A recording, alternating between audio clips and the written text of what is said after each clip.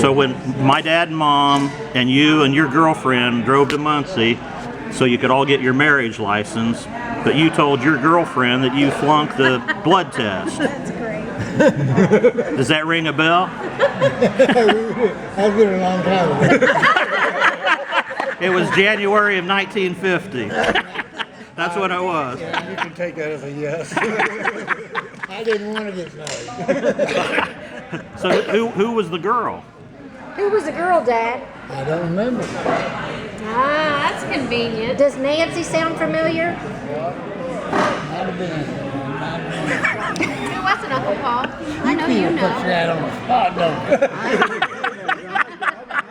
you? Don't worry about it. Just sit down and give you your history. So who, Johnny, who was it? You get the name, son, you got it made. That's right. Nancy who? Nancy who? That's a little boy. Hefty. I'm gonna get me in this. Nancy who? Nancy who? Branham? Well, we better travel. Whoa, we got a minute. They can wait a minute. Dad, was her name Nancy Branham? That's who it was?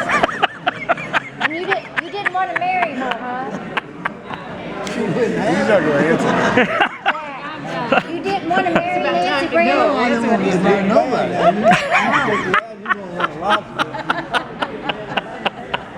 Too young. Yeah, he was too young. How old would he have been? 1950, you've been 20. 20 years old. So 3 years later, Old enough, no better. so 3 years later, you knew you was old enough to marry Mom? Well, you've been in the service for that time. Yeah. You grew up a lot, didn't you? You can get educated here today, not go nowhere. What? How old was Nancy? 14, I think. You better stop now. You made a good choice then, Johnny. JC, you're the first one I seen turn his face red. I didn't think anybody could get him, but you did. Just loving on you, brother. Just loving. Well, I'm going to the Oh, next one. I think we got too many Republicans. The only thing I know to get out of this world, but everybody knows your business. I have always felt close to Johnny Porter. My dad, Don Porter, and Johnny were first cousins and had been buddies most of their life. They were just 1 month apart in age. Their dads, Everett and Boone Porter, were brothers. My mom had told me the story of Johnny telling his girlfriend that he failed his blood test so they could not get married, and she cried the whole 30 miles from Muncie back to Marion, Indiana. So when Johnny and 3 of his kids showed up together at the reunion, it just seemed to me like the right time to ask him about this story. On January 5th, 1950, my dad and mom, Don Porter and Earlene Richmond, obtained their marriage license in Marion, Indiana, sometime after driving to Muncie for the required blood test. The next day, they were married at Reverend Heskey Thompson's house in Marion. The 2 witnesses were Johnny Porter and Nancy Hamilton. So apparently, Nancy Hamilton is Johnny's girlfriend in this story. My mom thought that Johnny Porter was dating Fern Brewster, but this could not be correct because she had just married Ora Foltz about 3 months earlier.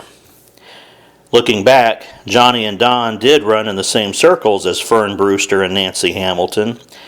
This April 1947 newspaper article of the Dry Branch News section states that they all went to church together at Soldier on Sunday night. Don ran off to Marion, Indiana at 16 years of age with Earl Bowling in 1946. He returned home to Kentucky about 2 months later.